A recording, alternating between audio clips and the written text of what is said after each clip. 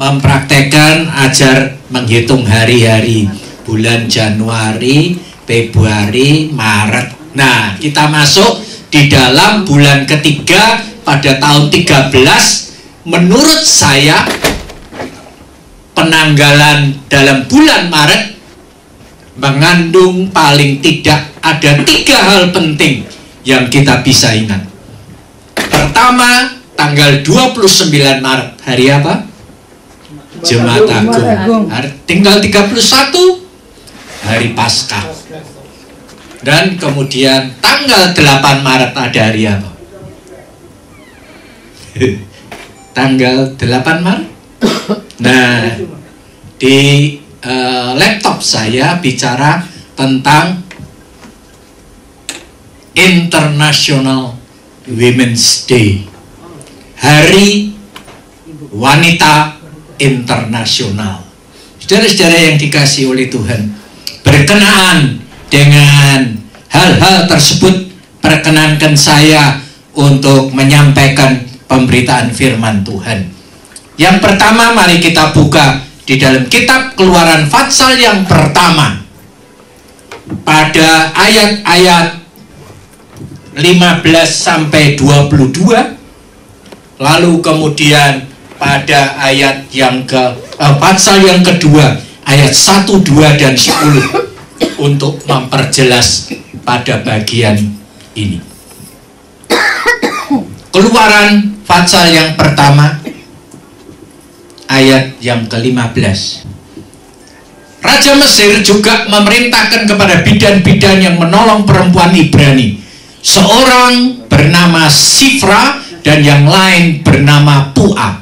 Katanya, apabila kamu menolong perempuan Ibrani pada waktu bersalin, kamu harus memperhatikan waktu anak itu lahir. Jika anak laki-laki, kamu harus membunuhnya.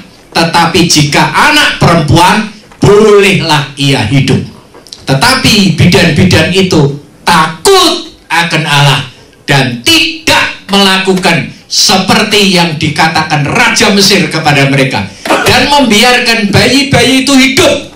Lalu Raja Mesir memanggil bidan-bidan itu dan bertanya kepada mereka, mengapakah kamu berbuat demikian, membiarkan hidup bayi-bayi itu?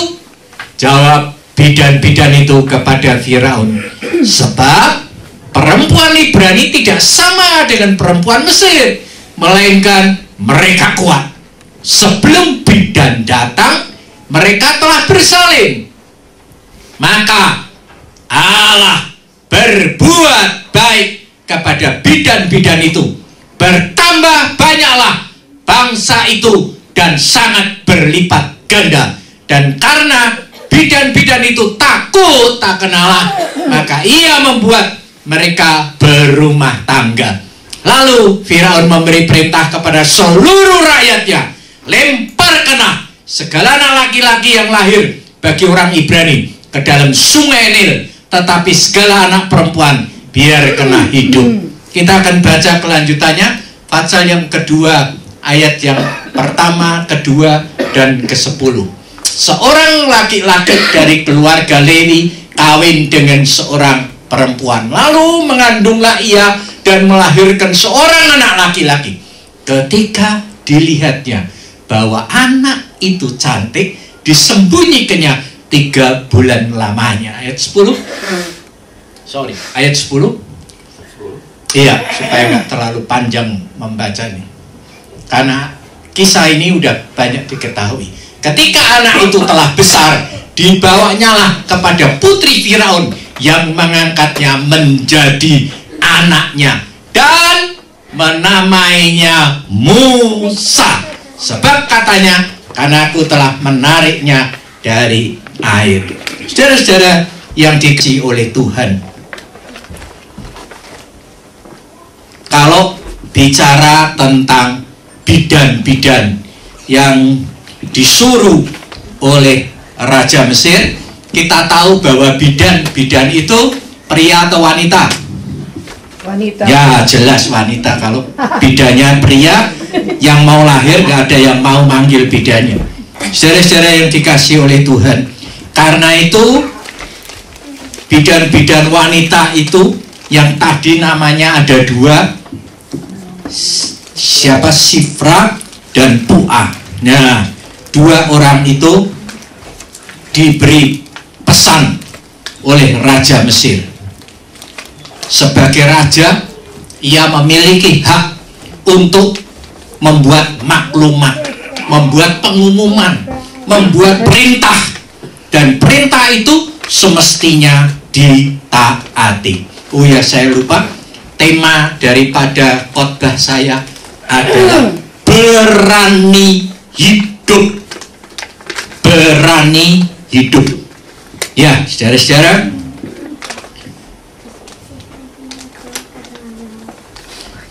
perempuan yang namanya Sifra dan Puah tadi adalah orang-orang pemberani. Nah, saudara-saudara, coba pikirkan dengan seksama. Apakah kekristenan itu mengajar orang-orang untuk berontak, melawan, untuk tidak taat kepada pemerintah, raja? Menurut saudara bagaimana? Tidak. Hai, memang betul tidak. Kekristenan menganjurkan orang untuk menghormati, mengajar kepada jemaatnya untuk salut kepada pemerintah, mendukungnya. Jadi tidak akan pernah orang-orang Kristen mengangkat senjata, melakukan kudeta dan sebagainya. Saudara-saudara yang dikasihi oleh Tuhan, namun pada bacaan kita tadi, Keluaran pasal yang pertama, kita lihat Sifra dan Puah, dua nama yang sebetulnya nama yang sama sekali asing bagi kita. Saya juga baru pertama kali ini bisa mengkhotbahkan dan belum pernah mendengar ayat-ayat yang digunakan sebagai bahan khotbah oleh pendeta. Namun kita bisa lihat tentang kehidupan dua wanita, dua tokoh yang kita soroti pada malam hari ini, yang sebetulnya sama sekali tidak ternama, tidak terkenal. Sifra dan Puah ini berani tidak mentaati pemerintahnya.